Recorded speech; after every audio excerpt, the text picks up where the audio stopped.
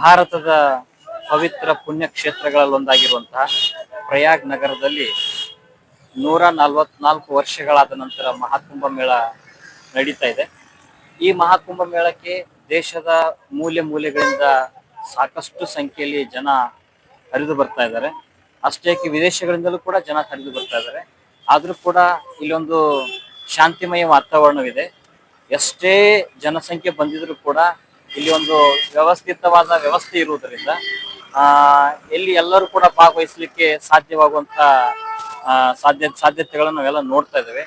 ನಾವು ಕೂಡ ಬಂದು ನೋಡಿದಾಗಿಂದ ಹಾಗೆ ಹೀಗೆ ಅಂತ ಹೇಳ್ತಾ ಇದ್ರು, ಆದ್ರೆ ಅಂತ ವಾತಾವರಣವೇನಿಲ್ಲ. ಮಧ್ಯ ಮಧ್ಯದಲ್ಲಿ ಅಲ್ಲಲ್ಲಿ ಸ್ವಲ್ಪ ಟ್ರಾಫಿಕ್ ಅನ್ನು ಬಿಟ್ರೆ ಉಳಿದ ಎಲ್ಲ ವ್ಯವಸ್ಥೆಯನ್ನು ಬಹಳಷ್ಟು ಸುವ್ಯವಸ್ಥಿತವಾಗಿ ಏನ್ ಮಾಡಿದ್ದಾರೆ ವ್ಯವಸ್ಥೆ ಮಾಡಿದ್ದಾರೆ. ಅದಕ್ಕೆ ನಾವು ಹೇಳೋದಿಷ್ಟೇ, ಇದೊಂದು ಪವಿತ್ರವಾದ ಕುಂಭಮೇಳ, ಮಹಾಕುಂಭ ಮೇಳ. ಅದಕ್ಕೆ ಸುಮಾರು 44 ವರ್ಷಗಳಾದ ನಂತರ ಒಂದ್ಸಲ ಬಂದಿರುತ್ತೆ.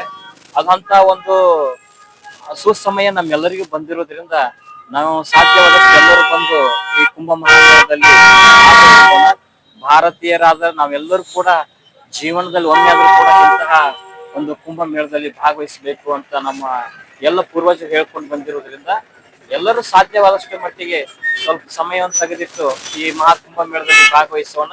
ಇದ್ರ ಯಶಸ್ಸಿಗೆ ಎಲ್ಲರೂ ಕಾರಣೀಕರ್ತರಾಗೋಣ ಅಂತ ತಿಳ್ಕೊಂಡು ಹಾರೈಸ್ತಾ ಎಲ್ಲರಿಗೂ ಒಳ್ಳೇದಾಗ್ಲಿ. ಸರ್ವೇ ಜನಃ ಸುಖಿನೋ ಭವಂತು.